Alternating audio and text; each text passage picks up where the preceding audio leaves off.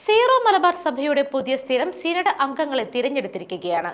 സഭ ആസ്ഥാനത്ത് നടന്നുവരുന്ന 32ാമത് മെത്രാൻ സിനഡിന്റെ 3ാം സമ്മേളനത്തിലാണ് തിരഞ്ഞെടുപ്പ് നടന്നത്. പാലാ രൂപത അധ്യക്ഷൻ മാർ ജോസഫ് കല്ലറങ്ങാട്, തൃശൂർ അതിരൂപത അധ്യക്ഷൻ മാർ ആൻഡ്രൂസ് താഴത്ത്, തലശ്ശേരി അതിരൂപത അധ്യക്ഷൻ മാർ ജോസഫ് പാംപ്ലാനി, കോട്ടയം അതിരൂപത അധ്യക്ഷൻ മാർ മാത്യു മൂലക്കാട്ട് എന്നിവരാണ് പെർമനന്റ് സിനഡ് അംഗങ്ങളായി തിരഞ്ഞെടുക്കപ്പെട്ടിരിക്കുന്നത്.